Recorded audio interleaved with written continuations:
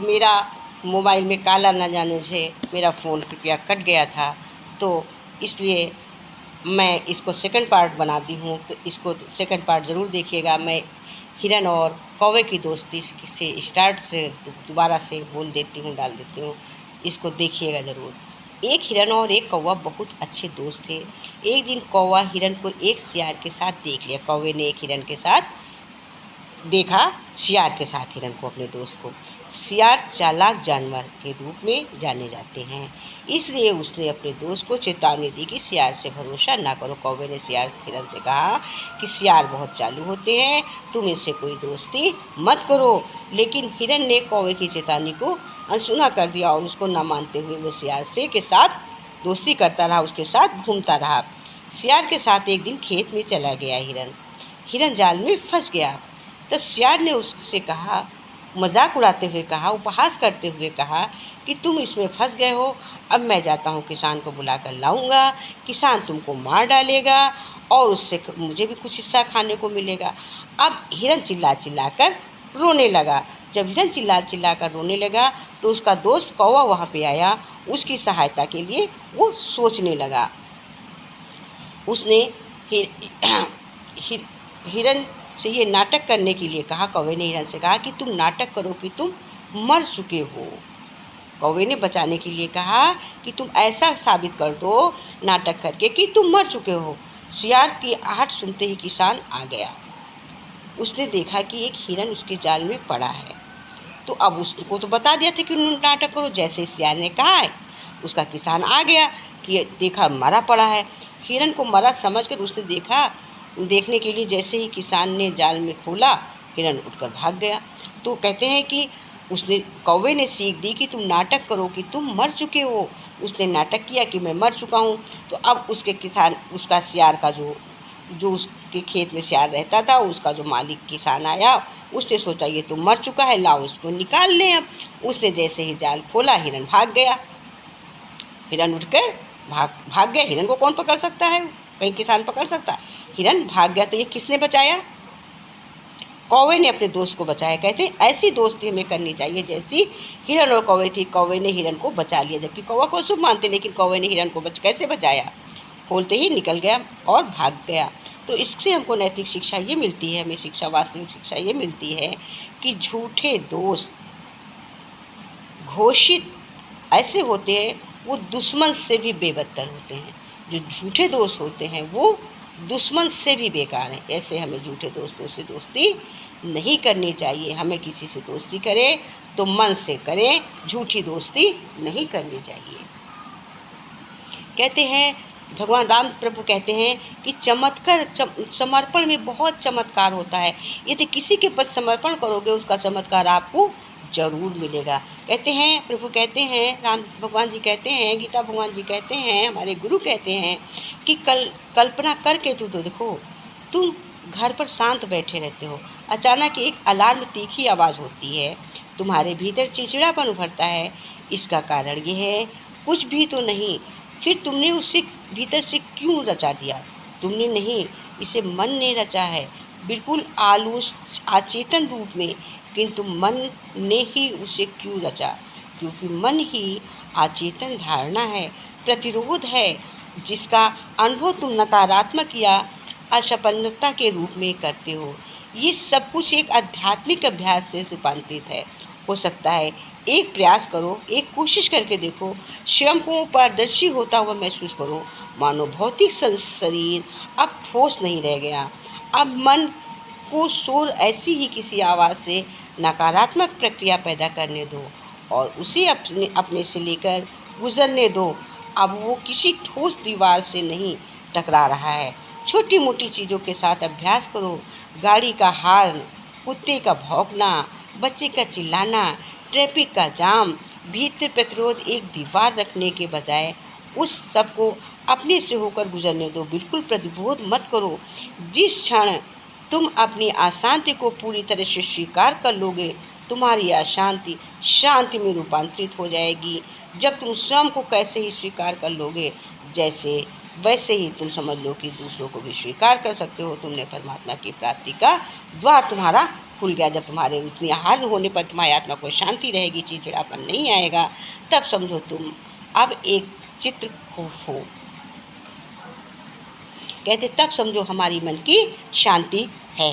भगवान कहते हैं कि देखो गीता में भी यही लिखा हुआ है, अकेले में बैठकर खुद से एक सवाल करो, बिल्कुल शांत मन बैठो और खुद से एक सवाल करो कि मेरे मन ना होने से किसको सबसे ज़्यादा फर्क पड़ेगा। सोचो कि जब हम नहीं होंगे तो फर्क सबसे ज़्यादा किसको पड़ेगा।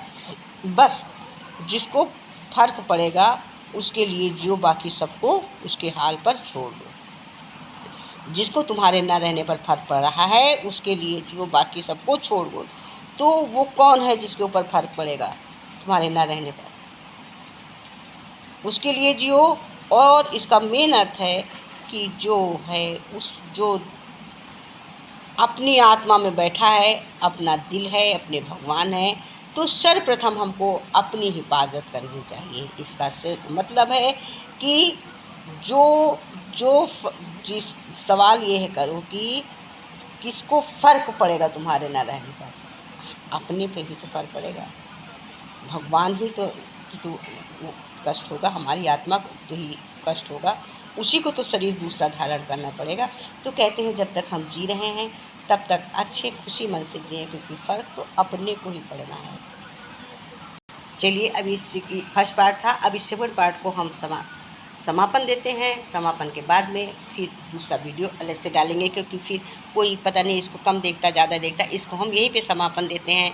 तो अब राम प्रभु की वंदना के साथ में, कागज की नैया है राम के सहारे चली जा रही है किनारे किनारे, कागज की नैया प्रभु राम के सहारे चली जा रही है किनारे किनारे, कागज की नैया प्रभु राम के सहारे चली जा रही है किनारे किनारे, उसी नैया में रामा जी बैठे, उसी नैया में रामा जी बैठे, रामा जी बैठे है लक्ष्मण जी बैठे, रामा जी बैठे हैं लक्ष्मण जी बैठे, सीता जी बैठी है राम के सहारे, सीता जी बैठी है राम के सहारे चली जा रही हैं किनारे किनारे,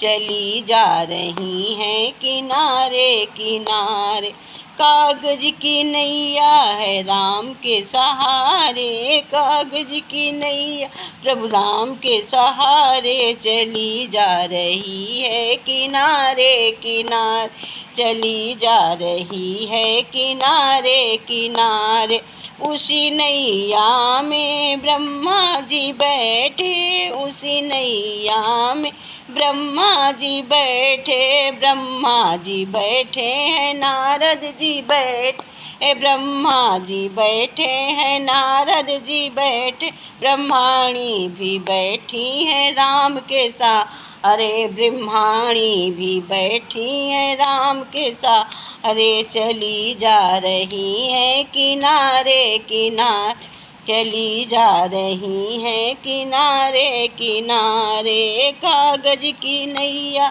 है राम के सहारे चली जा रही है किनारे किनारे, चली जा रही है किनारे किनारे, उसी नैया में विष्णु जी बैठे, उसी नैया में विष्णु जी बैठे, विष्णु जी बैठे हैं लक्ष्मी जी बैठी हैं, विष्णु जी बैठे हैं लक्ष्मी जी बैठी हैं, लक्ष्मी भी बैठी हैं राम के सहारे, लक्ष्मी जी बैठी हैं राम के सहारे चली जा रही हैं किनारे किनारे, चली जा रही हैं किनारे किनारे, कागज की नैया है राम के सहारे चली जा रही है किनारे किनारे, चली जा रही है किनारे किनारे,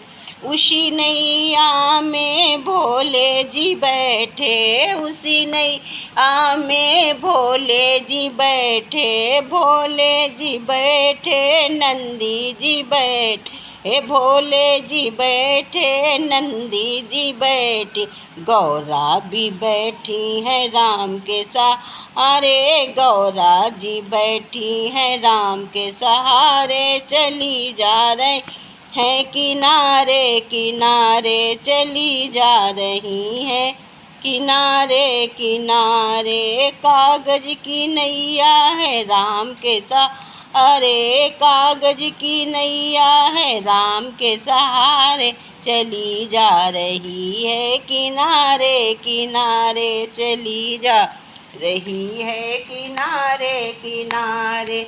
उस नैया में कृष्णा जी बैठे, उस नैया में श्यामा जी बैठे, श्यामा भी बैठे बलदाऊ जी बैठे, श्यामा जी बैठे बलदाऊ भी बैठे, राधा जी बैठी हैं राम के सहारे, रुक्मणी भी बैठी हैं राम के सहारे, चली जा रही है किनारे किनारे चली जा रही है, किनारे किनारे कागज की नैया है राम के सहारे, कागज की नैया है राम के सहारे, चली जा रही है किनारे किनारे चली जा रही है, किनारे किनारे चली जा रही। हे प्रभु, तुम्ही हो माता पिता, तुम्ही हो बंधु सखा, तुम्ही हो माता पिता, तुम्ही हो बंधु सखा, तुम्ही हो साथी, तुम्ही सहारे, कोई न अपना शिवा तुम्हारे, तुम्ही हो नैया, तुम्ही केवैया, तुम्ही हो बंधु सखा, तुम्ही हो साथी, तुम्ही सहारे, कोई न अपना शिवा तुम्हारे, तुम्ही हो नैया, तुम्ही केवैया, तुम्ही हो बंधु सखा, तुम्ही हो जो खिल सके ना वो फूल हम हैं, तुम्हारे चरणों की धूल हम हैं, दया की दृष्टि सदा ही रखना, तुम्ही हो बंधु सखा, तुम्ही हो जो खिल सके ना वो फूल हम हैं, तुम्हारे चरणों की धूल हम हैं, दया की दृष्टि सदा ही रखना, तुम्ही हो बंधु सखा, तुम्हें हो माता च पिता, तुम्हें हो माता च पिता। बोलो राम भगवान की जय।